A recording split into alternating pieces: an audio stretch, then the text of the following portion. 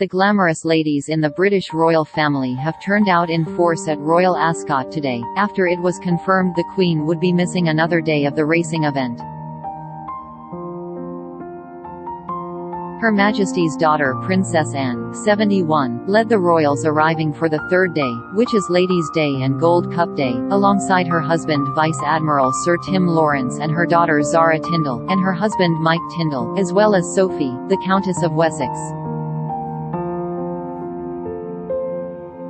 Mother of three, Zara, 41, opted for a cream Laura green coat dress with pink button detailing and an eye-catching green and pink Justine Bradley Hill hat teamed with Karen Millen shoes. Sophie appeared just as elegant in a Thalia watercolor floral gown from Susanna, priced at £4,950, which featured a flared skirt and a sophisticated strappy V neckline. The Queen's colt Reach for the Moon goes for gold in the Hampton Court Stakes today, and the one-time Derby favourite is a warm order to deliver an Ascot victory in the Platinum Jubilee year. As such, it had been hoped the monarch, 96, would make her first visit of the meeting to see him run. However, it was confirmed on Thursday lunchtime that she will not make the trip. The Queen, who has been at every royal meeting since succeeding to the throne in 1952, apart from when it was held behind closed doors in 2020, missed the first 2 days earlier this week, amid her ongoing mobility issues. The 5-day Society favourite event has returned to its pre-pandemic extravagance, after restrictions meant it was subdued in 2020 and 2021, with glamorous racegoers pulling out all the stops for Ladies' Day. The Queen not only has the John and Thady Gosden-trained Reach for the Moon running on Thursday, as Saga contests the Britannia Stakes and tactical runs in the Buckingham Palace Stakes on what is the third day of the fixture. Her Majesty appeared at Royal Ascot just once in 2021, making the trip to watch Reach for the Moon finish second in the Chesham Stakes on the final day of the meeting. The British royal family has been out in force this week, with the Prince of Wales, 73, and Duchess of Cornwall, 74, Princess Anne, 71, the Earl and Countess of Wessex, and Princess Beatrice, 33, and Edoardo Mapelli Mazzi, 38, all attending. Joining the royals, Lady Sarah Chatto, the Queen's 58-year-old niece, who is close with her aunt but usually keeps a low profile, was also spotted among the elegant guests who made their way to Royal Ascot this afternoon. Stylish Sarah donned a white dress with a pleated skirt, a matching cardigan and a white sun hat for the occasion, which marked the second time this week that she has been spotted at the Ascot racecourse. Yesterday she was seen chatting with her cousin the Prince of Wales, who plucked a gallant kiss on her hand. She has attended Ascot on several occasions in the past. Showing their appreciation for the race's return, guests were snapped wearing stunning outfits boasting a rainbow of colors today, as they made the most of the sunshine.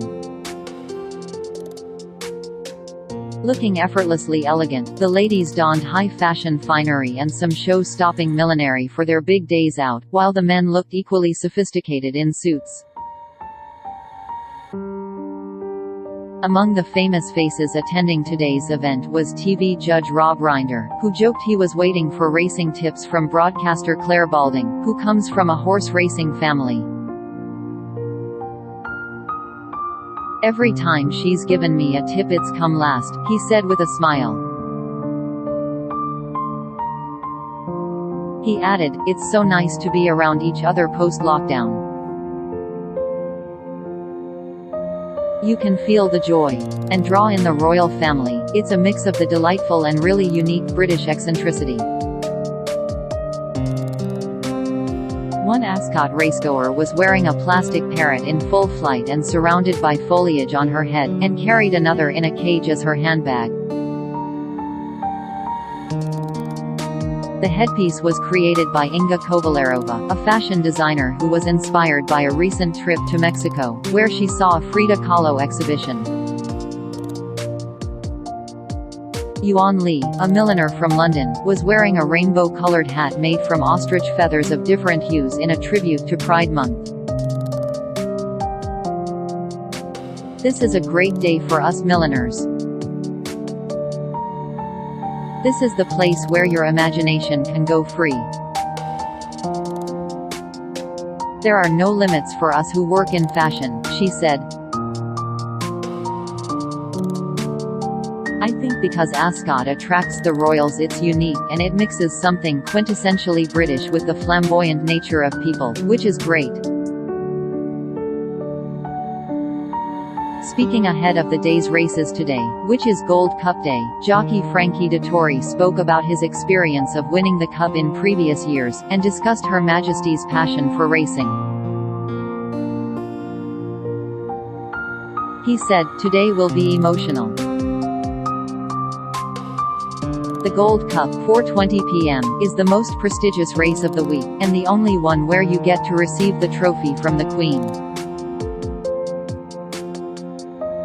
I've been lucky enough to win it 8 times and it's the ultimate feeling really. We're very lucky to have a monarch who loves racing so much.